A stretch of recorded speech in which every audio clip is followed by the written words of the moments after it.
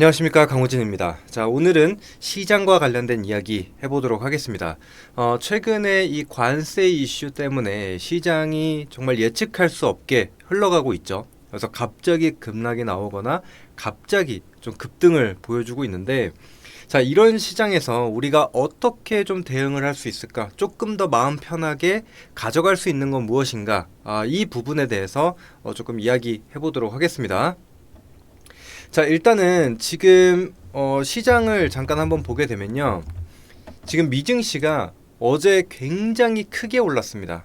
그래서 다우지수 같은 경우에도 7.87% 상승한 채로 좀 마감을 했고요. 또 거기에 더해서 나스닥은 무려 하루 만에 12%가 올랐습니다. 그리고 S&P 500 같은 경우에도 9.52%, 그래서 전반적으로 반등을 보여주는 모습을 좀 보여줬는데, 아무래도 그 배경에는 이 관세에 대한 이슈가 좀 있겠죠. 그래서 이 부분에 대한 기사를 한번 좀 보게 되면은, 자, 트럼프 대통령에게 한번 물어봤습니다. 관세 유예에 대한 이유를 물었는데 사람들이 겁을 먹었기 때문에 유예를 한다 라고 얘기를 했습니다. 자, 그리고 또 국채 시장을 보고 있다라는 얘기도 했는데, 요거는 잠시 후에 말씀드려 보도록 할게요. 자, 그래서 먼저 추가적으로 기사를 조금 더 읽어보도록 하겠습니다. 자, 그래서 지금 이 모든 국가에 대한 상호관세를 90일간 유예를 한다라는 기사가 있었고, 물론 지금 중국은 제외를 했습니다. 그래서 사람들이 약간 겁을 먹었다라고 좀 답변을 했는데, 조금 더 상세하게 읽어보면, 자, 국채 시장을 보고 있었다. 국채 시장은 매우 까다롭다. 그리고 사람들이 조금 불안해하더라라고 답변을 했습니다. 그러면서 이제 국채 투매로 장기 국채 수익률이 상승을 하게 되면서 금융위기에 대한 우려가 좀 고조가 됐다라고 하는 부분입니다. 그러면서 투자자들의 불안감을 인정했다. 그래서 이전에는 주식시장 흔들려도 개의치 않는다, 이렇게 얘기를 했지만 사실상 그럴 수가 없었다라는 얘기죠. 그러면서 꽤 큰 변화다. 그리고 내가 생각하는 단어는 유연성이다. 유연해야 된다. 이런 얘기를 했습니다. 그래서 트럼프 대통령도 살짝 놀랐던 것 같아요. 생각보다 시장이 너무 빠지는 걸 보면서 이 정도의 충격이 있을 거라고는 생각을 못한 거겠죠. 그리고 마찬가지였던 것 같습니다. 반등도 이렇게 세게 나올 거라고는 생각하지 못하지 않았나. 정말 그래서 관세가 주식시장 큰 영향을 미치는구나, 요런 생각을 좀 하게 되지 않았나라는 생각을 합니다. 그래서 2001년 이후로 최대 상승폭이다 이런 얘기를 하는데, 그거는 그냥 넘어가고. 자, 그리고 이제 두 번째, 이제 대중관세 125%로 올리게 되면서 계속해서 중국과는 이 무역 분쟁, 관세 전쟁을 지금 끝마치지 못한 상황입니다. 그리고 아까 보신 바와 같이 나머지 국가들은 90일 동안 유예를 하겠다라는 내용인데, 지금 여기 보시면은 이제 10%의 기본 관세는 그대로 유지가 되는 겁니다. 이전에는 25% 이렇게 올랐었는데, 이제 그것만 좀 배제를 한 거고, 그리고 이전에 관세를 부과했었던 몇 가지 품목들이 있었죠. 이제 국내 같은 경우에는 철강, 알루미늄, 그리고 자동차에 대한 관세를 매겼는데, 이거는 그대로 유지가 되는 겁니다. 그런데 사실 그대로 같이 올랐죠. 자동차주들도 오늘 따라 올랐고 철강주들도 따라 올랐고. 그래서 지금은 이런 상세한 내용보다는 그냥 이 트럼프 한마디에 따라서 그냥 시장이 급변동한다. 그래서 우리는 예측할 수가 전혀 없는 상황이에요. 이거를 어떻고 저떻고 얘기해봤자 트럼프의 한마디면은 모든 게 다 뒤바뀐다 라고 좀 보시면 될 것 같습니다. 그래서 이 안에도 이런 추가적으로 어떻고 저렇고 이런 건 있는데, 크게 추가적인 내용은 없어요. 이미 다 아실 거라고 생각을 하고, 그래서 앞으로의 협상에 대한 부분 가능성은 열려 있다라는 건데, 자, 지금 아까 이제 국채 금리를 보고 있다, 국채 시장을 좀 보고 있다라고 얘기를 했었죠. 그래서 이 부분도 한번 짚고 넘어가자면은, 사실 지금 미국 부채가 굉장히 좀 많기 때문에 이 금리에 대한 부담감이 굉장히 크다라고 한 번쯤은 들어보셨을 겁니다. 상세하게는 몰라도. 자, 그래서 트럼프 대통령이 일부러 이 금리를 떨어뜨리기 위해서 비싼 대출을 갚고 낮은 금리의 대출을 다시 받기 위해서 이런 행동을 하고 있다. 일부러 관세라든지 이런 부분들을 좀 야기를 시켜서 국채 금리를 떨어뜨리려고 한다. 이런 얘기를 했는데 실제로 국채 금리가 지금 20년물이거든요. 20년물인데 국채 금리가 이렇게 하락을 하고 있었어요. 자, 그런데 계획대로 흘러가는 듯 했으나 지금 중국과의 마찰로 인해서 어떤 일이 벌어졌느냐. 자, 중국 관세를 계속적으로 매기면 어떻게 하겠냐. 지금 너네 계획이 이러한데 중국에서 미국 국채를 엄청나게 가지고 있죠. 그래서 이거를 매각할 수도 있다. 그럼 어때요? 매각을 하게 되면은 이 가격과 금리는 반대로 움직이죠. 채권 같은 경우엔 이제 그러다 보니까 매각 물량이 많이 나오다 보니까 가격이 떨어지게 되면서 금리는 어떻게 해요? 다시 올라간다는 거죠. 그래서 어떻게 보면 금리를 떨어뜨리기 위해서 이런 문제들을 발생을 시킨 건데 주식장만 떨어지고 금리는 다시 올라와 버리고 그러면 사실상 크게 의미가 없어져 버리는 거죠.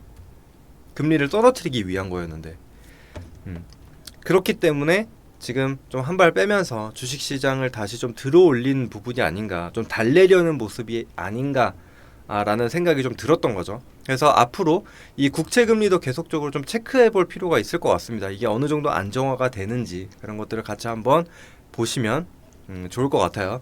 자, 그래서 어쨌거나 이거는 시장에 대한 전반적인 그냥 흐름에 대한 부분이고요. 자, 그래서 지금 중요한 거는 이런 거 다 신경 쓰기 어렵다. 그래서 좀 안정적으로 하고 싶다라고 생각을 하시는 분들이 계실 텐데 이제 거기에 대해서 좀 얘기를 해볼 겁니다. 자, 그래서 지금 시장 흐름을 다시 한번 좀 보게 되면요. 사실상 굉장히 좀 어려웠죠.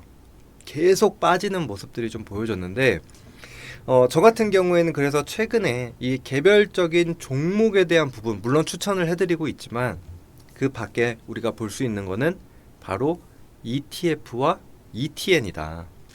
요런 좀 안내를 드렸거든요.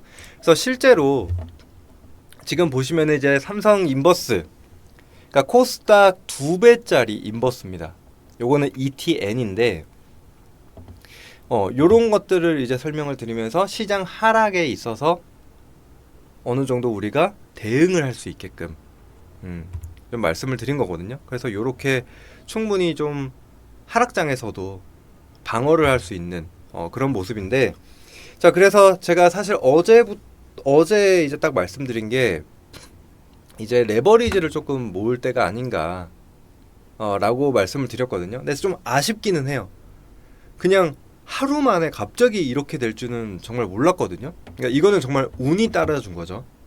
그래서 레버리지를 담자마자 사실 10%가 좀 오르게 되면서 수익이 이렇게 좀 나온 상황인데 그래서 지금 말씀드리고 싶은 게 이미 이 관세에 대한 부분만 좀 완화가 된다면은 시장이 이렇게 좀 환호를 해준다. 탄력적이게 움직여준다라는 거는 우리가 확인을 했어요. 그러면은 앞으로 단기적으로 계속적인 노이즈가 좀 발생을 하더라도 우리가 지금 이제 많이 내려와 있는 지금 상황에서는 레버리지를 그냥 인버스를 담기보다는 이제는 그냥 레버리지를 그냥 꾸준하게 나눠서 담아가면 되지 않을까라고 생각을 하거든요. 그래서 하루하루 지금 변동성이 너무 크고 또 트럼프의 한마디에 따라서 시장이 너무 크게 움직이기 때문에 그런 것들 일일이 신경 쓰려면 어려워요. 예측도 불가능한 상황이고 그렇기 때문에 이런 부분을 조금 체크를 해보자라는 관점에서 한번 말씀을 드리는 겁니다. 그래서 요게 지금 보시는 게 233740 이거든요. 그럼 이게 코덱스 코스닥 150 레버리지 ETF거든요. 그래서 말 그대로 코스닥 150 선물이 움직이는 거에 따라서 코스닥 150 선물이 1% 올랐다. 그러면은 2%가 오르는 거고 코스닥 150 선물이 1% 하락했다. 그러면은 2%가 하락하게 되는, 그러니까 2배 추종을 한다라고 보시면 됩니다. 그래서 지금 보시는 바와 같이 한번 길게 한번 늘여놓고 보게 되면은 이때가 이제 코로나 때잖아요. 코로나 때는 정말 특수한 케이스라고 좀 볼 수가 있는데, 지금 딱 보시더라도 코로나 기간을 제외하고 바닥 구간에 위치한 것을 볼 수가 있거든요. 그래서 오늘 물론 12% 갑자기 급반등을 보여주기는 했지만 여전히 지금 현재가의 추세선 한번 그어볼까요? 그렇게 높은 자리가 아니죠. 그래서 나 지금 너무 일일이 좀 대응하기가 어렵다 라고 하신다면은 요 레버리지 상품을 조금씩 분할해서 매수를 하신다면은 충분히 수익을 거둘 수 있다라고 생각을 합니다. 특히나 여유 자금들이 좀 있으신 분들이라면 더더욱이 좋겠죠. 개별 종목도 매매를 하면서 그냥 뭐 달달이 뭐 월급을 넣든, 한 달 여윳돈이 생기면은 그걸 또 가지고 넣든, 그냥 생각 없이 모아갈 수 있는 그런 상황이라고 좀 보시면 될 것 같습니다. 그런 상품이라고 좀 보시면 되겠고, 그래서 사실 이런 것들은 찾기가 굉장히 쉬워요. 그래서 지금 여러 가지 상품들이 있는데, 만약에 이걸 가지고 내가 지금 뭐 달러도 굉장히 높은 상황이죠. 달러를 검색을 하시면은 여기 보시면은 미국 달러 선물 인버스도 있고 레버리지도 있죠. 근데 중요하게 봐야 될 건 요 거래 대금만 체크를 해주시면 되세요. 그래서 거래 대금이 많은 거를 가지고 매매를 하시면 되는 거죠. 그래서 레버리지는 올라가는 거, 인버스는 하락하는 거. 그러니까 쉽게 생각하면 레버리지는 롱이고 인버스는 숏이다. 이렇게 생각을 하시면 됩니다. 그래서 아까 이제 채권 금리에 대해서도 말씀드렸죠. 그래서 채권 금리가 지금 하락한다라고 생각을 한다면은 이런 것들이 있어요. 미국 국채 액티브, 이제 30년물, 이런 것들을 매수를 하신다. 그러면 금리가 하락하면 상승하는 그런 상품이라고 좀 보시면 되거든요. 그래서 지금 단순히 우리가 개별 종목에 목숨 걸지 않아도 ETF나 ETN을 활용을 해서 충분히 수익을 거둘 수 있다, 이렇게 생각을 해주시면 됩니다. 그래서 이런 것들은 제가 뭐 지금 소통방을 통해서 혹은 뭐 공개 방송을 통해서도 안내를 드리고 있으니까요.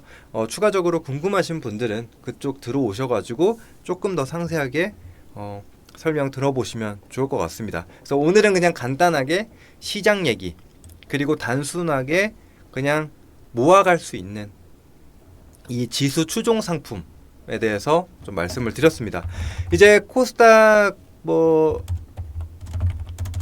레버리지가 있어요. 그냥 일반 코덱스 레버리지, 요거 같은 경우에는 코스피를 추종하는 상품입니다. 아까는 코스닥이었고, 그래서 왜냐, 이 코스닥을 먼저 보여드린 이유는 역시나 코스피보다는 코스닥의 변동성이 좀 크기 때문에 아무래도 수익을 조금 더 볼 수 있기 때문에 말씀을 드렸던 거고, 나는 그냥 조금 더 안정적으로 하고 싶다 하시는 분들은 그냥 코덱스 레버리지 모아가셔도 됩니다. 코스피 추종하는.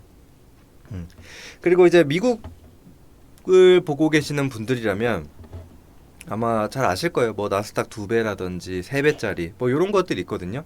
그런 것들도 같이 한번 보시면 좋지 않을까 생각이 됩니다. 그래서 너무 이런 변동성에 지치신 분들, 그냥 마음 편히 매매하고 싶으신 분들은 다시 한번 관심 주고 매매도 직접 해보시면 될 것 같습니다. 자, 오늘은 이렇게 ETF, 지수 추종 ETF에 대해서 한번 알아보는 시간 가져봤습니다. 자, 오늘은 여기서 방송 마치도록 하겠고요. 또 다음에 좋은 내용으로 인사드리도록 하겠습니다. 감사합니다.